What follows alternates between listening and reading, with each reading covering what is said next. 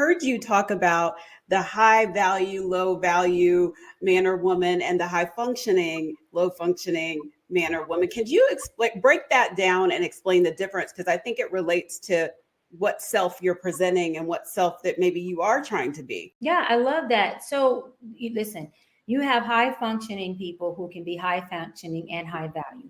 And you have people who can just be high value and low functioning. So what does that mean? A man or a woman, because high value goes for everybody of all races, of all genders, of all communities.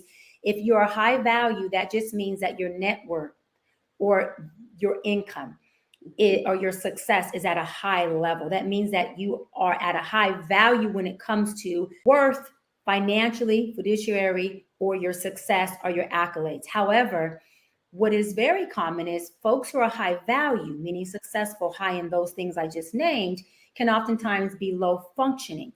Low functioning just means that you do not have the ability to regulate your emotions, which is emotional intelligence, and not let your trauma or your unhealed self show up, choose for you, respond for you, or react for you. Okay, high functioning means that you can feel what you feel. You can be triggered. You can be inflamed. Your trauma and your ego can say, listen, finish them, take her head off, say these things, right? Your pain will say, look, let the pain in you handle this, because hurt people hurt people. So let's hurt this person. Let's say something that would demean them, disempower them, emasculate them. Okay. High functioning person feels, or should I say, identifies all those emotions. And before they get in their feelings, because feelings cause issues, emotions do not. So once you're in your emotion of I'm mad, I'm upset, I'm frustrated, okay, that tends to trigger my trauma. My trauma tends to have me behave in a very, very, very low functioning way, which is I'm going to hit this person, I'm going to demean them, I'm going to emasculate them, right? High functioning just means I take that information, I identify it, I respect and honor my emotions, I don't let it get me into my feelings. And I ask myself, okay, what message would you like to send? What boundary would you like to set?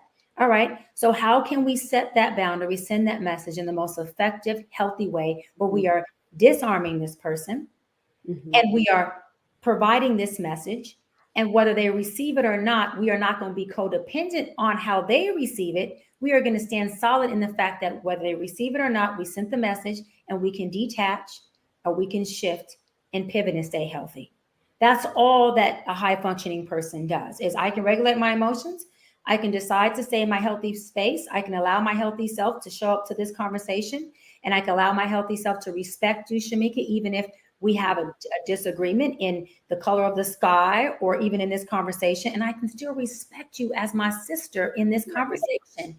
While you disagree with my opinion or my expertise, and I don't allow your disagreement to make me feel less than.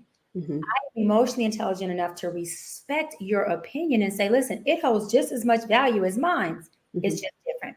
And low functioning looks like I disagree. So now I'm going to demean you. I'm a cut below the belt because you're disagreeing with that at which I'm saying. So another thing I want to add to, if you get someone who's extremely high functioning, they also tend to be very transactional.